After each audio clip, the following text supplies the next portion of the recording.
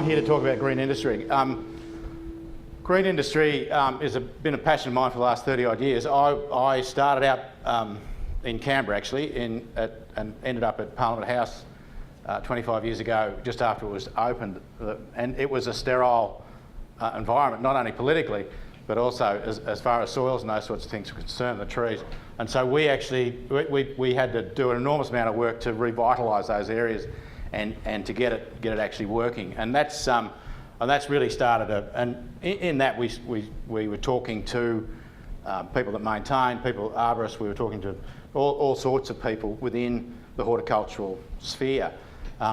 This is, and that's really where I'm at now. I've been the president of local of Landscaping Victoria, and I'm really interested in what's happening here with VTIO, and I'm also on the national board for the nursery industry. All right, let's see how we go. Nothing happened.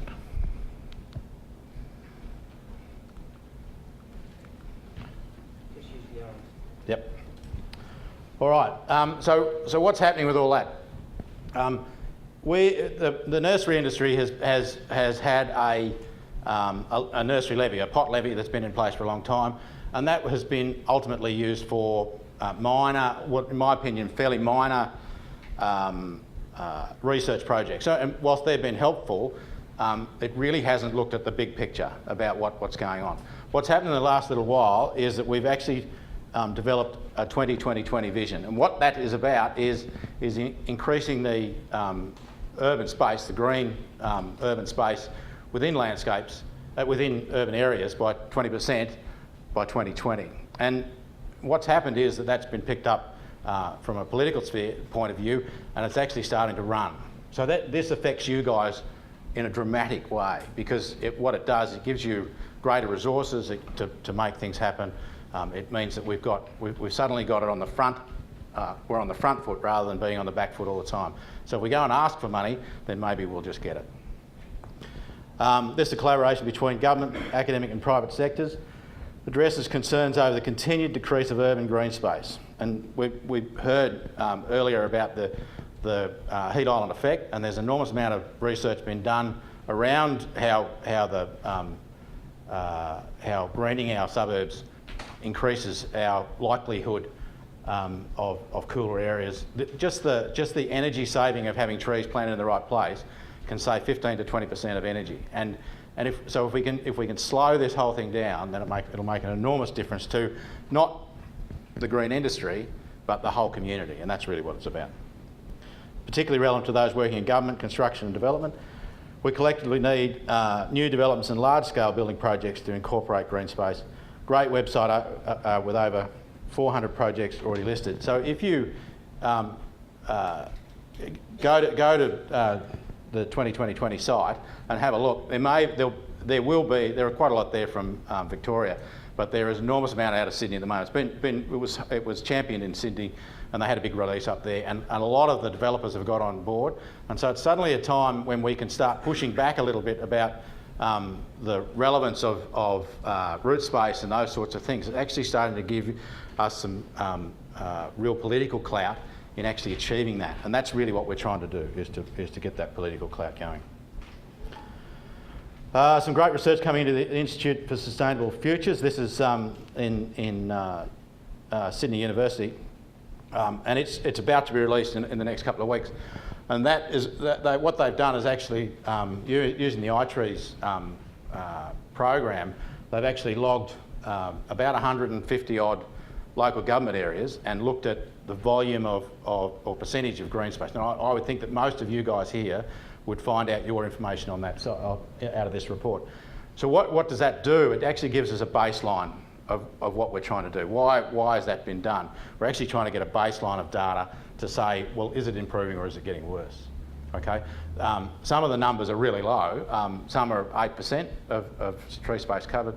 Others are 75%.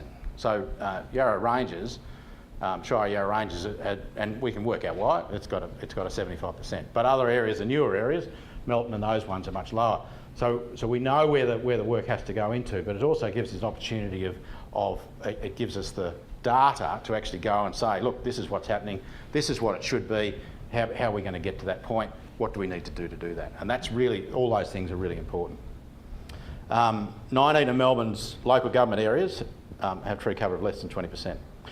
And they're mostly located in the inner city, and that's understandable, and in that western area. Now, there's been a lot of work done with Melbourne Water did a lot of work in the and through for medical reasons. There were a lot more people in the western areas because of the heat. There were heat issues out there, and I've heard a number of people talk about that over the last couple of years, and that is being addressed. But this is actually adding weight to that, and that's what we really want. So we're looking for data to make that happen. Speciality Trees, my company, we're actually hosting an event in a couple of weeks, which most of you hopefully know about, and we've got Ian Shears coming to talk to us about